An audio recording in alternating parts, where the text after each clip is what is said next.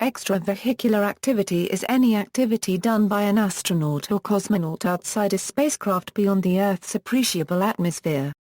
The term most commonly applies to a spacewalk made outside a craft orbiting Earth, but also has applied to lunar surface exploration performed by 6 pairs of American astronauts in the Apollo program from 1969 to 1972. On each of the last 3 of these missions, astronauts also performed deep space EVAs on the return to Earth, to retrieve film canisters from the outside of the spacecraft.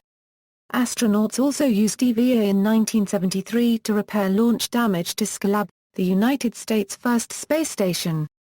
A stand-up EVA is where the astronaut does not fully leave a spacecraft, but is completely reliant on the spacesuit for environmental support. Its name derives from the astronaut standing up in the open hatch, usually to film or assist a spacewalking astronaut. EVAs may be either tethered, or untethered. Untethered spacewalks were only performed on 3 missions in 1984 using the Manned Maneuvering Unit, and on a flight test in 1994 of the Simplified Aid for EVA Rescue. A SEVA is a safety device worn on tethered U.S. EVAs, since the capability of returning to the spacecraft is essential. Russia, the United States and China have demonstrated the capability to conduct an EVA. Development history: NASA planners invented the term extravehicular activity in the early 1960s for the Apollo program to land men on the Moon, because the astronauts would leave the spacecraft to collect lunar material samples and deploy scientific experiments. To support this, and other Apollo objectives, the Gemini program was spun off to develop the capability for astronauts to work outside a 2-man Earth-orbiting spacecraft. However, the Soviet Union was fiercely competitive in holding the early lead it had gained in manned spaceflight, so the Soviet Communist Party, led by Nikita Khrushchev, ordered the conversion of his single-pilot Vostok capsule into a 2- or 3-person craft named Voskhod, in order to compete with Gemini and Apollo. The Soviets were able to launch 2 Voskhod capsules before US was able to launch its first manned Gemini.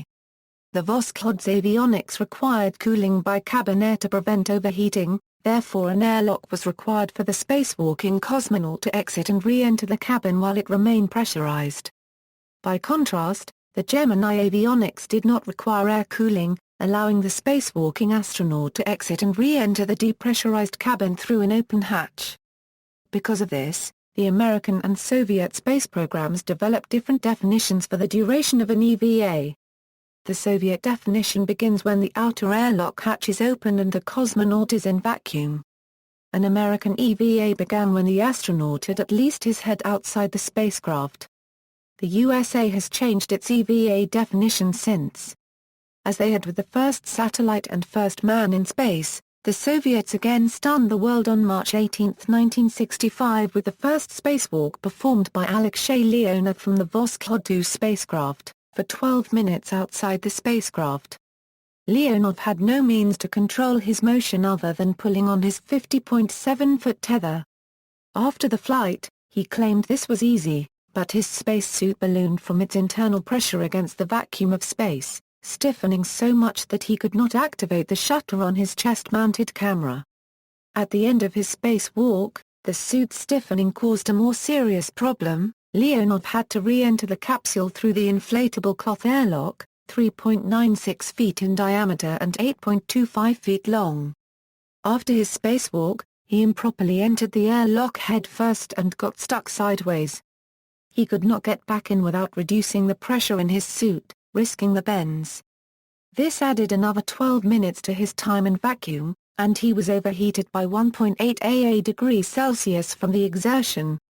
It would be almost 4 years before the Soviets tried another EVA. They misrepresented to the press how difficult Leonov found it to work in weightlessness and concealed the problems encountered until after the end of the Cold War. The first American spacewalk was performed on June 3, 1965, by Edward H. White, from the second manned Gemini flight, Gemini 4, for 21 minutes, on a 25-foot tether. White was the first to control his motion in space with a handheld maneuvering unit, which worked well but only carried enough propellant for 20 seconds. White found his tether useful for limiting his distance from the spacecraft but difficult to use for moving around, contrary to Leonov's claim. However, a defect in the capsule's hatch latching mechanism caused difficulties opening and closing the hatch, which delayed the start of the EVA and put White and his crewmate at risk of not getting back to Earth alive. No EVAs were planned on the next 3 Gemini flights. The next EVA was planned to be made by David Scott on Gemini 8, but that mission had to be aborted due to a critical spacecraft malfunction before the EVA could be conducted. Astronauts on the next 3 Gemini flights performed several EVAs, but none was able to successfully work for long periods outside the spacecraft without tiring and overheating. Finally, on November 13, 1966, Edwin Buzz Aldrin became the first to successfully work in space without tiring, on the Gemini 12 last flight. Aldrin worked outside the spacecraft for 2 hours and 6 minutes, in addition to 2 stand-up EVAs in the spacecraft hatch for an additional 3 hours and 24 minutes. Aldrin's interest in scuba diving inspired the use of underwater EVA training to simulate weightlessness, which has been used ever since to allow astronauts to practice techniques of avoiding wasted muscle energy. On January 16, 1969, the Soviet Union achieved the first EVA crew transfer from one spacecraft to another when Alexei Yeltsin and Yevgeny Khrunov transferred from Soyuz 5 to Soyuz 4, which were docked together. This was the second Soviet EVA, and it would be almost another 9 years before the Soviets performed their third. The first EVA on the lunar surface was performed by Americans Neil Armstrong and Buzz Aldrin on July 21, 1969, after the Apollo 11 moon landing. This first moonwalk lasted 2 hours, 36 minutes. A total of 15 moonwalks were performed by members of 6 Apollo crews, including Charles Pete Conrad, Alan Bean, Alan Shepard, Edgar Mitchell, David Scott, James Irwin, John Young, Charles Duke, Eugene Cernan, and Dr. Harrison Jack Schmitt. Cernan was the last Apollo astronaut to step off the surface of the Moon. The first EVA in deep space was made on August 5, 1971, by American Al Worden, to retrieve a film and data recording canister from the Apollo 15 service module on the return trip from the Moon. Worden was assisted by James Irwin, doing a stand-up EVA in the command module hatch. This was repeated by Ken Mattingly and Charles Duke on Apollo 16 and by Ronald Evans and Harrison Schmitt on Apollo 17.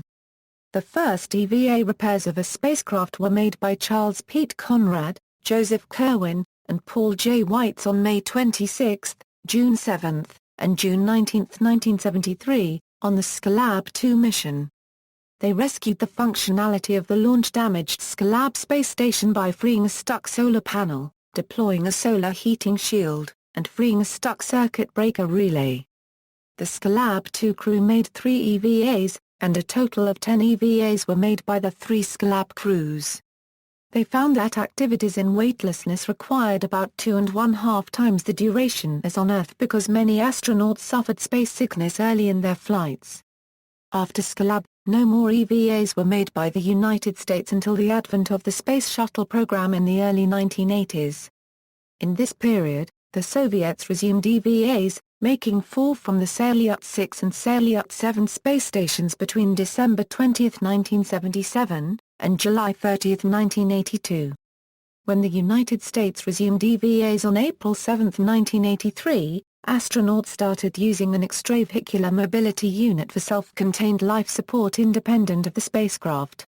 Also, for the first time, American astronauts used an airlock to enter and exit the spacecraft like the Soviets.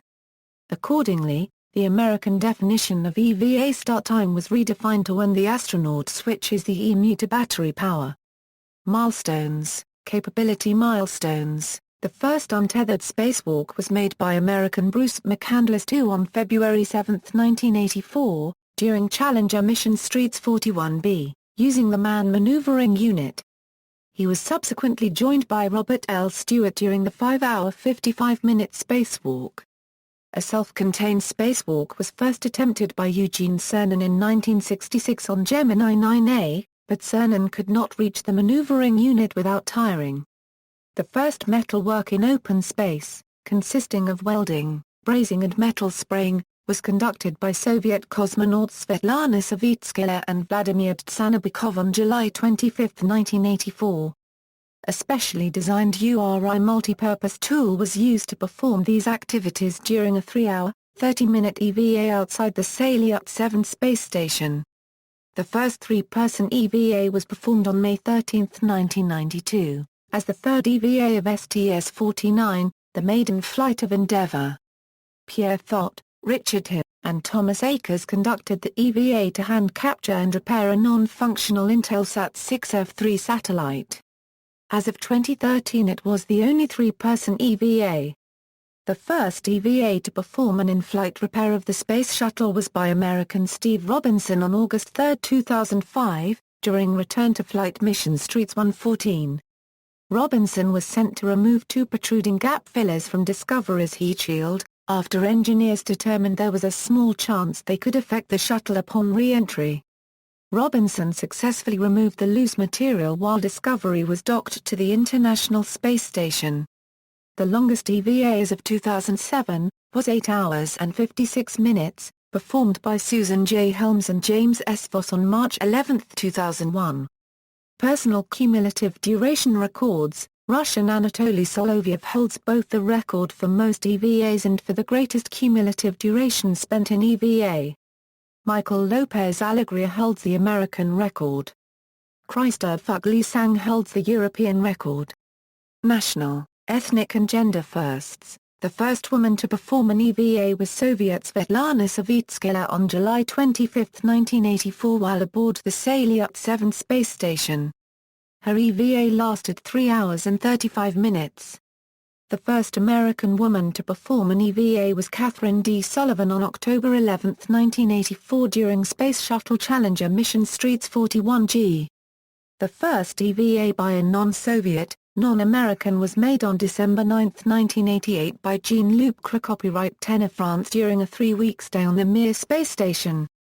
The first EVA by a Briton was on February 9, 1995 by Michael Foale.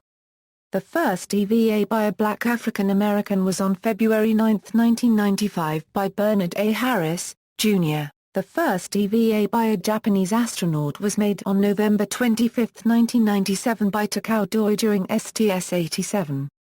The first EVA by an Australian-born person was on March 13, 2001 by Andy Thomas.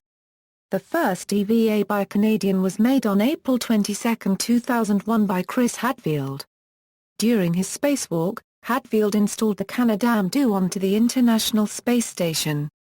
The first EVA by a Scandinavian astronaut was made on December 12, 2006 by Christophe Glisang. The first EVA by a Chinese astronaut was made on September 27, 2008 by Zai Zhigang during Shenzhou 7 mission. The spacewalk, using a Fashion spacesuit, made China the third country to independently carry out an EVA. The first EVA by an Italian astronaut was made on July 9, 2013 by Luca Parmitano along with NASA astronaut Chris Cassidy during Expedition 36 on the International Space Station. Commemoration: the first spacewalk, that of the Soviet cosmonaut Alexei Leonov, was commemorated in several Eastern Bloc stamps. Since the Soviet Union did not distribute diagrams or images of the Voskhod spacecraft at the time, the spaceship depiction in the stamps was purely fictional. The U.S. Post Office issued the Accomplishments in Space stamp in 1967. Along with astronaut Ed White, the issue depicts the Gemini 4 spacecraft in orbit. Designations: NASA spacewalkers during the Space Shuttle program were designated as EV-1, EV-2, EV-3 and EV-4. Camp-out procedure: for EVAs from the International Space Station, NASA now routinely employs a camp-out procedure to reduce the risk of decompression sickness. This was first tested by the Expedition 12 crew.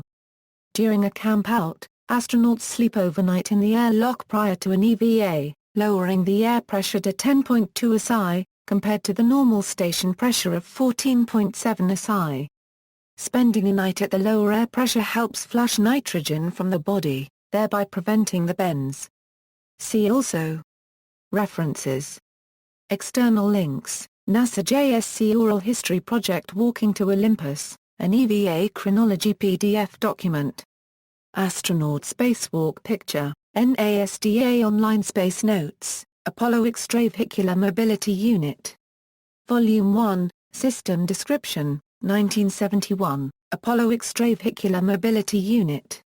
Volume 2, Operational Procedures, 1971, Skylab Extra-vehicular Activity Development Report, 1974, Analysis of the Space Shuttle Extra-vehicular Mobility Unit, 1986 NASA Space Shuttle EVA Tools and Equipment Reference Book, 1993, Preparing for an American EVA on the ISS, 2006.